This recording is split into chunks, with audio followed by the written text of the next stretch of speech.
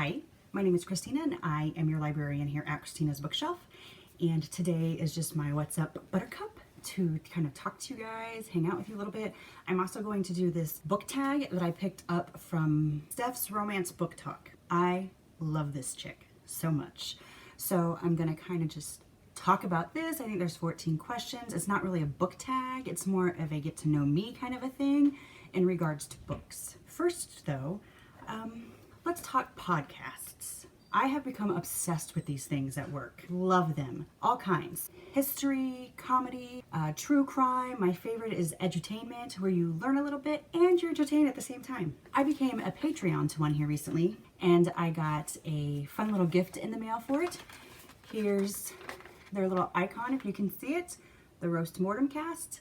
It's Roast Mortem Podcast. It's a 3 to 4 guys, kind of depends, that talk about people from the past. They roast the dead, essentially, and it's fantastic.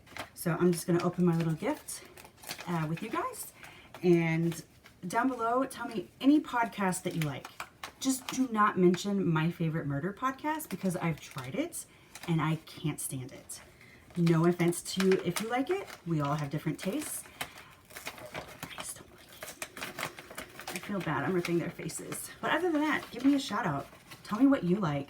What's your favorite podcast? Whether it's political, news, comedy, entertainment, big or small. These guys are rather new and it's a smaller podcast, but I absolutely love it. I got a cute little cozy Roast Mortem Cast. I think it's gonna go perfect. Maybe. So what have you guys been up to? This week, it's just gonna be this. And if I can finish the book I'm reading now, I'm gonna review it, because it was like the only Thanksgiving thing that I could really find. And I found it like last year or the year before. And it's a lesbian fiction book, romance of course, but it has a good theme of Thanksgiving. So far it's hilarious and it's cute. Okay, look at this. Thank you, Roast Mortem Cast, for my little koozie. It's gonna work beautifully. This wine is made in Missouri, where I'm from, and I love it. So I'll be visiting that on and off throughout this podcast out of the way. I will fill you in more as we go. I have some books I'm gonna review coming up soon, and I think it'll go really good with another podcast I listen to. You usually have like books and wine, books and drink. I think for the next couple of times I might do some books and podcasts. Fill me in down below on the ones that you like. This is called the Book Addiction Tag, a discussion video. I believe she got it from somewhere and I can't remember and I didn't write it down, but she turned it into a tag, Stephanie did, from Steph's Romance Book Talk. I don't know why I always want to mess that up, but I do. We all know Christina and names, hence why I'm not a teacher. Question number 1. And if you want to answer the questions down below, I would love to discuss this with you. Number 1. What is the longest amount of time you can comfortably go without picking up a book? 2 days? 2 days I think is my most comfortable time.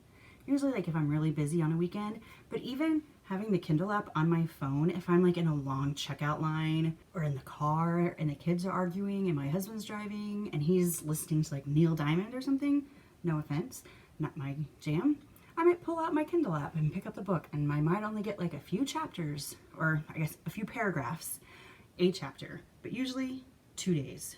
2 days is as long as I can go without reading a book. How many books do you carry on your person, physical or device, at any one time? Usually just the one I carry with me at all time on my phone. But I have a Kindle, but I need to, and Stephanie mentions this in her tag, how she cleans her Kindle out, and maybe that's what I need to do because it wasn't holding a charge very long. So maybe I need to clear it off and it'll hold better, because I don't read out of it ever anymore. I read off my phone or I read off my iPad. Those two are my main sources, but I carry my phone with me all the time. So it's like the one device I have with me. That would be it. Do you keep every book you buy, receive, or are you happy to pass them on to make space for more? I don't give out my books. What kind of monster does that? Okay, I lied. I think I've given them out a couple of times, but some I've never gotten back. So if you ask me today to borrow a book, the answer is no. But I would be happy to buy it on Amazon for you if you're that interested in reading it. Number 4. Oh, and back to the space. I have plenty of space on my bookshelf, so no need to worry about that right now. One day, hopefully, I will have everything filled with indie books, because that's my jam, with a little bit of the mainstream that I really love, but mainly indie books. Number 4. How long would you spend in a bookshop on a standard visit? if I'm by myself, I can spend hours in a bookstore. In Kansas City, I don't know if this is like nationwide, but we have a bookstore called Half Price Books, and it's amazing. And we have several of them. So I could go from like one to one to one because they're all going to have different things. If it's like Barnes and Noble, half an hour, but Half Price Books, forever. How much time per day do you actually spend reading? If you ask anybody in my family, they will tell you too much. I will tell you not enough. But I probably read on average, and I can't do audiobook unless I've read the book, so I can't listen to it at work, hence the podcasts. But I probably read a minimum of 2 hours a day. Minimum. Number 6. Where does the task picking up a book appear on your daily to-do list? Once I finish the book that I'm reading. Usually if it's a series, I'm right on to the next. If it's not, then I'm searching the store for another one. I would like to say generally I have one ready to go, but I don't. Usually. Unless I have like a big backlog of what needs to be read and reviewed. But here lately I don't because I'm just now back from my extra long hiatus that I wasn't planning. Number 7. How many books do you reckon you own in total? Include ebooks. I did not prepare for this tag, so I didn't even like look to see how many books I own. But if we're including ebooks, I'm gonna have to say minimum 1,000. If we're talking physical books, right here, I probably have a couple hundred. And yes, I need more. Approximately how often do you bring up books in conversation? As much as I possibly can. Somebody will be telling a story or talking about something and I'll be like, oh my gosh, that sounds like XYZ book. I'm always encouraging people to read. It's one of my favorite things. Read a book. There's something out there for everybody. One of my coworkers' husbands is a huge nerd and reads computer lit, like manuals and all that sorts of fun stuff. I'm kind of bored thinking about it, but if that's what you like, you do you, and don't let anybody else tell you differently, ever. What is the biggest book page count you have finished reading? Oh, that's question number 9, by the way, if we're keeping track. So what is the biggest book page count you have finished reading? Probably one of the Dark Artifices series, whichever one has the longest.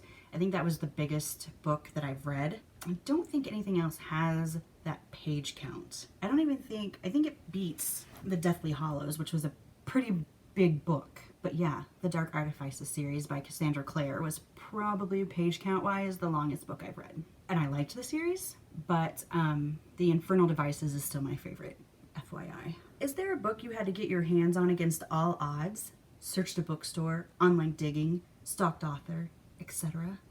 This question is so crazy because there's so many books that I've reached out for and I've had to get my hands on no matter what. Stars by Tal Bauer was recently released, and if I didn't already have it, I would be crawling all over somebody to get it. Because it's Sasha and Sergey, and I love them. But even other books that come out by other authors, I'm just like, when they talk about it, I'm like, I'm gonna get this, right? You're gonna give this to me? And I don't mean that you're gonna give this to me because of who I am. It's just one of those, give it to me. I need to read this right now, kind of a thing. Not trying to be selfish, not trying to get out there and steal everybody's books from them, but I need to read these. I don't know if there's one particular that I jumped through so many hoops that I had to have. I can't think of one. Is there a book you struggled to finish because you refused to DNF? I just read a vampire impreg book that I kind of struggled with throughout, but I think it's because I just finished the Arcadia Trust series by Christian Baines. Christian Baines. It's really hard to compete with Raylan when it comes to vampires or bloodshades, as Raylan likes to be called. I'm not going to give you the name of the book because in the end, it was really good. I was just struggling with it because I was just struggling. I thought, I just read the Arcadia Trust series. I want to read more vampire. This popped up on my Kindle. I gave it a shot. I think if I go back, like after reading some other things and pick it up again, I'll read more. It got to the point where I was just skipping important information for just straight dialogue. I wanted to know that. And that's not fair. That's not right. Generally, if I'm struggling with a book and I'm like, no, I'm not going to read it. I hate when people say, keep reading. At 40% in, it gets really good. Unless the book is like 100 pages, I'm not going to give 40% of it an E to read on. I get that some books, especially in a series, you have to lay that foundation down and we have to get to know the characters, where we are, what's happening, what's going on. But I don't feel like I need to give it 40% of the book before I'm entertained. And I haven't DNF'd anything in a long time. What are 3 or some of your main book goals for 2019 or 2020 if you've started planning? My main book goal for 2019 was really just to get back to you guys. I really just had a crappy year when it comes to my mental health. And now I'm back, so that was my goal. 2020 book goals. Really read more of the books that are on my shelf that I haven't read, that I picked up at book cons, that I was like, this looks great, I'm going to read, but they're just sitting here. And I think I still have some sitting in that bag that I unhauled for you guys a long time ago, because I just haven't put it on my shelf yet. And there's a ton in there that I've never read. So I think 2020 is going to be reading some of these books that are on my shelf. And I think I want to have you guys help me with that.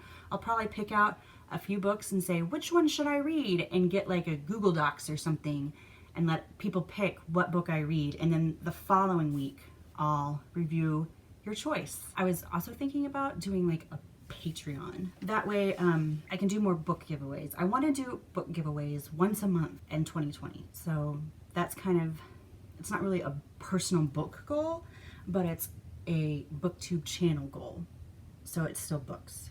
I think that counts. If not, I'm making it count. I'm setting my own rules. I'm being my own person. Number 13. Have you ever had the privilege of converting someone into a reader by inspiration or your incessant nagging? I don't know if I've turned anybody to a reader per se, but I know I've gotten people to try new genres. And that's exciting. I have a couple coworkers who would just read certain books, but I would say, hey, you have to read this series. It has some romance in it, but the series itself is spectacular, even if you take that out. And they read it, and they loved it, and now they dabble a little bit more into that genre, and we'll talk about other books and other categories, and it's amazing. That's always fun, is getting somebody to try something new. But like I said, I don't think I've turned anybody into a reader. Most of the people I'm around are readers, and they've been reading for a lot longer than me. Number 14, describe what books mean to you in 5 words. I would have to say family, because I fall in love, which love would be another one. I fall in love with these characters, and some of them I feel like we are family. Like I'm this extra person that's here. I guess they wouldn't technically know I'm there, but I'm there. I'm like the crazy cousin, you know, the one that they're like, oh, is Christina coming for the holidays? You bet your ass I am. So family, you could also say I ignore mine a lot while I'm reading, and that's important. Love, because I love the books, I love the stories, I love the authors. I love that the authors create this world, these stories that bring people from all over the world together. Even though if it's on a horrible platform like Facebook, we are people that we never would have talked to before, never would have met, never would have known existed. And we all came together for the love of words that an author put together. And I think that's, in a sense, kind of magical. Don't you agree? So maybe that's another word, is books are magical. They get to transport you to somewhere you've never been sometimes. Meet characters that are so full of life, or that resonate with you down to your core, into your soul, and you can feel every emotion that they go through, their heartbreak, their pain, their excitement, their joy. It's magic in the form of a book. So we have family, love, magic. What would 2 other words I described for it be? Books are transforming. They can help open your eyes and see things a completely different way. Some books, especially like E. Davies, teaches you different things while you're reading. What is asexual? What does it mean to be transgender? Like, you are reading for the pure sake of entertainment, meeting these characters, following the story, but along the way you're also learning and you're transforming into a new person, because you're taking that information and you're giving it thought. And then how are you perceiving it, and how are you going to take that information and go out into the world? Family, love, magic, transformation. What should be our 5th? We could go with life and say they give you a different perspective of life, but I think that follows in transformation. But at the same time, you're bringing characters to life when you read them. Like the author wrote them down and brought them to like a one plane. You reading them and breathing them and loving them brings them to a different plane, and you bring them to life. Especially like in readers groups or on Facebook and Twitter when you talk about it and you're like, oh, this character. Or I find myself connecting with characters. I think even in a review of Christian Baines, I mentioned Matthew de Clermont from the All Souls trilogy. I had this thing that popped into my head and I was like, oh, I sound like Matthew. It's because Matthew to me is a live, breathing being. So I think that would be it, is family, love, magic, transformation, and life. Those are my 5 words that I would use on how books, impact me, or describe what books mean to you in 5 words. And that's what books mean to me in 5 words. So that's the end of the book addiction tag. If you haven't realized it by now, I'm addicted to books. I will leave the link down below for Stephanie's tag so you can go and check her out, check her booktube out. She just does romance. So if you love romance, go check her YouTube page out. Like hers, subscribe, help her out. Help her become the amazing vixen that she is supposed to be. I mean, she already is. But I mean, like, bump her up a little bit. And I think that's it. Oh, I'm going to make a Google Docs to go with the book giveaway because my website is acting up and I can't even get my reviews to post on my page for some reason. I don't know what's going on. So I'm going to make a Google Doc, and then I think I'm going to let the giveaway go until like December 1st. That way people have time, and I'll put the Google Doc down below so you guys can go look at it. Remember that it's a signed copy of all 3 books from the Arcadia Trust series. So whoever wins gets a signed copy of the books. So I'll put the Google Docs down below, and what you have to do is tell me what the fun Christian Bain facts were that I gave in the reviews. Each review has one fun fact about Christian Baines that we all got to learn, enjoy, and fall a little bit more madly in love with him. I call him my Canadian brother from an Australian mother because that's what he is. He is fabulous and snarky and wonderful. The reviews are up on my YouTube channel, not on my website because for some reason I can't get them to post. I don't know what's going on, and I am not technically advanced enough to really figure it out. I tried, but I don't want to break something. That's what happened the last time I tried to fix something on my own, is I seriously broke it. So I will put a Google Docs down. I'm thinking about doing a Thanksgiving tag for what I've mostly read this year is Impreg books. Like I found this series, I found a free book that was on my Kindle and I was like, I'm going to read this. And I didn't realize it was Impreg, but I still fell madly in love with it. And then I just went on this huge adventure with it. So if I do the Thanksgiving tag I'm thinking about doing before Thanksgiving arrives, I'm probably going to incorporate it all around the Impreg world of what I have read. So if you're like, that's not my cup of tea, I get it. Or go ahead and watch because you might find something that you like. Some of these series are absolutely spectacular with the intensity. And then if I can finish this book that I'm reading, and it's part of the Belladonna Inc. series, if you're interested, let me pull up my Kindle app real quick and I will tell you exactly what it is. The one I'm reading is Take Me Home by Laura Lee Brown, and it's part of the Belladonna Inc. series. And as I said, it's lesbian fic. If you know of a holiday book that's coming out, if you're an author and you have a holiday book coming out, hit me up, let me know. I'm going to leave my email address down below. Once again, since my website seems to be malfunctioning, I don't know if the review portion is actually working where it says to request a review. You can try that or just send an email to my email address that I'll put below. It's coming. Holiday season is upon us, and let me have it. If it's light and fluffy, great. If it has some mystery with it, great. If it's bloody and gory, great. I want to read it. So I think that's really my update. I'm happy to be back. I got my wonderful koozie with me. Hit me up with your podcast recommendations. Hit me up with your holiday reads. If you want to answer the questions, I will have them in the description so you can answer them if you want. You can send me an email with your answers if you don't want to make it a public thing, and I will look at it then. And then the Google Doc. Make sure you go back and watch my Arcadia Trust reviews of The Beast Without, Arcadia book number 1. You have to read these in order. The Orchard of Flesh, number 2, and The Sins of the Sun, number 3. And in each one I have a fun fact about Christian Baines. If you're an author and you want to participate in giving some books away, let me know. I am buying the books, so you're not just giving me the books. So this was your What's Up Buttercup / book tag for the week of November 25th.